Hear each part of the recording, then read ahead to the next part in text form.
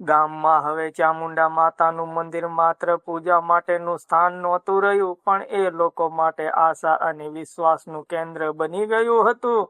દરરોજ સવાર સાંજ આરતીમાં એટલો ઉમંગ જોવા મળતો કે એવું લાગતું કે જાણે માતા પોતે ત્યાં હાજર હોય. વિજય હવે મંદિરની સેવા અને ગામના લોકોની મદદમાં આખો સમય આપતો હતો, પરંતુ તેની અંદર એક નવો વિચાર જન્મ્યો હતો. શું હું માત્ર મારા ગામ માટે જ કામ કરું કે બીજા ગામોમાં પણ માતાનો સંદેશ પહોંચાડું?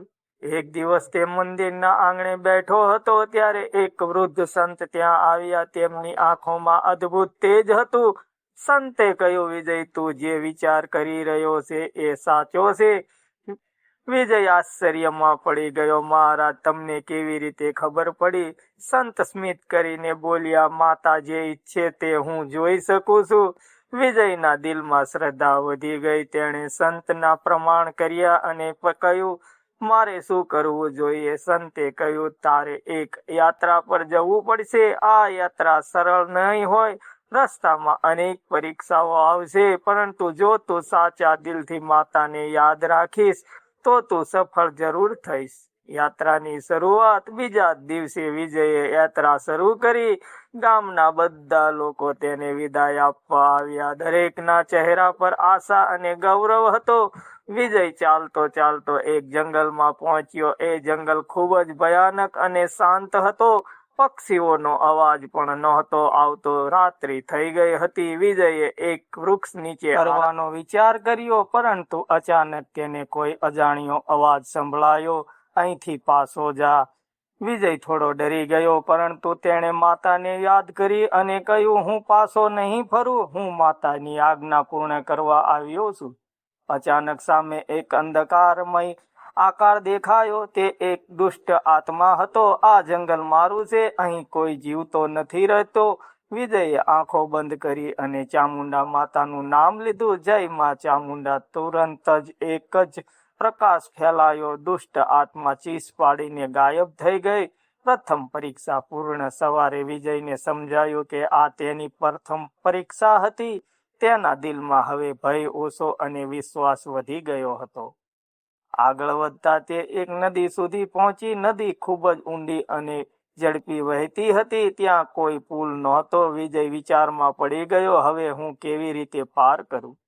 તે સમયે એક નાની બાળકી ત્યાં આવી અને બોલી, ભાઈ, તમે માતા પર વિશ્વાસ રાખો છો? વિજયે કહ્યું, હા, પૂરેપૂરો વિશ્વાસ છે. બાળકીએ સ્મિત કરીને બોલી, તો આંખો બંધ કરો અને આગળ વધો. વિજયે એમ જ કર્યું. જ્યારે તેણે આંખો ખોલી ત્યારે નદીની પાર પહોંચી ગયો હતો, પરંતુ જ્યારે તેણે પાછળ જોયું ત્યારે બાળકી ક્યાંય નહોતી. તે સમજી ગયો કે આ માતાજીની કૃપા હતી. રહસ્ય વધુ ઘેરું બને છે. યાત્રા આગળ વધતી રહે છે. હવે વિજય એક મોટા શહેરમાં પહોંચ્યો, જ્યાં લોકો ખૂબ જ દુઃખી હતા. શહેરમાં એક અજાણ્યો સાપ હતો. લોકો કહેતા હતા કે ત્યાં એક તાંત્રિક કાળી શક્તિ ફેલાઈ ગઈ છે. વિજયે નક્કી કર્યું કે તે અહીં પણ માતાનો સંદેશ આપશે. એક રાત્રે તેણે શહેરના મધ્યમાં જઈને માતાની આરતી શરૂ કરી. લોકો એકઠા થવા લાગ્યા, પણ અચાનક આકાશમાં કાળા વાદળો છવાઈ ગયા. વીજળી કડકવા લાગી. એક ગર્જના સાથે અવાજ આવ્યો, મારી શક્તિ સામે કોણ ઊભો રહી શક્યો નથી? વિજયે નિડર થઈને કહ્યું, જ્યાં ચામુંડા માતાનો આશીર્વાદ હોય ત્યાં દુષ્ટ શક્તિ ટકી શકતી નથી. આગળ શું થયું? શું વિજય તાંત્રિક કાળી શક્તિ સામે જીતશે? શું આ તેની સૌથી મોટી પરીક્ષા છે? શું ચામુંડા માતા ફરીથી ચમત્કાર કરશે? આ બધું જાણવા માટે આગળનો ભાગ જરૂર વાંચજો. અને શહેરમાં રાત્રિ ઘેરાઈ ગઈ હતી. આકાશમાં કાળા વાદળો છવાઈ ગયા હતા અને વીજળીના ચમકારાઓ વચ્ચે એક અજાણી ભયજનક શક્તિનો અહેસાસ થતો હતો. લોકો ડરીને પોતાના ઘરોમાં છુપાઈ ગયા હતા, પરંતુ વિજય મંદિરના પ્રાંગણમાં ઊભો રહીને આરતી કરી રહ્યો હતો. ઘંટનો અવાજ ગુંજી રહ્યો હતો, જય માં ચામુંડા, જય માં ચામુંડા. અચાનક એક ભયંકર હાસ્ય સંભળાયું, હા હા હા, તું મને પકડવા આવ્યો છે?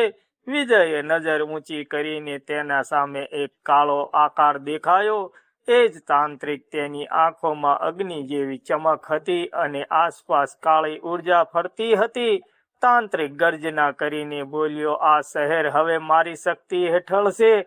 અહીં કોઈ દેખાતા કામ નથી કરતા. વિજય શાંત પણ નીડર અવાજમાં બોલ્યો, જ્યાં ભક્તિ હોય ત્યાં માતાની શક્તિ જરૂર પ્રગટ થાય છે. યુદ્ધની શરૂઆત. તાંત્રિકે પોતાના હાથ ઊંચા કર્યા અને કાળી શક્તિનો પ્રહાર કર્યો. આસપાસનું વાતાવરણ વધુ ભયંકર બની ગયું. વૃક્ષો હલવા લાગ્યા, પવન તેજ થઈ ગયો. વિજય થોડો પાછળ સરક્યો, પણ તેણે તરત આંખો બંધ કરી અને માતાને યાદ કરી. હે માં ચામુંડા, મને શક્તિ આપો. તેના શરીરમાં અચાનક એક અજાણી શક્તિ પ્રવેશી ગઈ અને તેની આંખોમાં તેજ આવી ગયું. વિજયે આગળ વધીને બોલ્યો, હું એકલો નથી, માતા મારી સાથે છે. ચમત્કાર શક્તિનો પ્રગટાવ.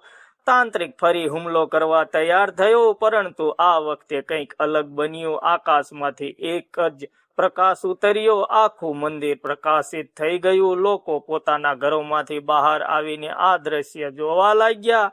તે પ્રકાશમાંથી એક દિવ્ય શક્તિ પ્રકટ થઈ. ચામુંડા માતાનો આશીર્વાદ. તાંત્રિક ગભરાઈ ગયો. આ શક્ય નથી. વિજયના હાથમાં અચાનક એક ત્રિશૂલ પ્રગટ થયો. તે હવે એક સામાન્ય માણસ નહોતો. માતાની શક્તિ એનો માર્ગદર્શન કરી રહી હતી. અંતિમ ટકરાવ. તાંત્રિકે આખી શક્તિ એકઠી કરીને અંતિમ પ્રહાર કર્યો.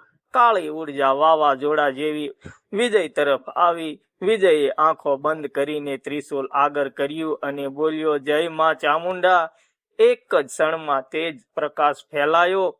કાળી શક્તિ તૂટવા લાગી. તાંત્રિક ચીસો પાડવા લાગ્યો, નહીં, આ શક્ય નથી. અને પછી એક જ પ્રહારમાં તાંત્રિકની શક્તિ નાશ પામી.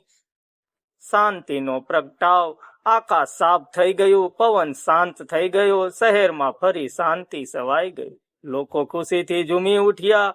જય માં ચામુંડા, જય માં ચામુંડા. વિજય થાકીને જમીન પર બેસી ગયો, પરંતુ તેના ચહેરા પર શાંતિ હતી અને તે અંદરથી એક અવાજ આવ્યો, વિજય, તું પરીક્ષા પાસ કરી. નવી શરૂઆત. આ ઘટના પછી શહેરના લોકોમાં ભક્તિ વધી ગઈ. તેઓએ પણ માતાનું મંદિર બનાવવાનું નક્કી કર્યું. વિજયે વિચાર્યું, મારી યાત્રા હજુ પૂરી નથી થઈ. તે જાણતો હતો કે આગળ હજુ પણ ઘણી પરીક્ષાઓ છે, પરંતુ હવે તેને કોઈ ભય નહોતો.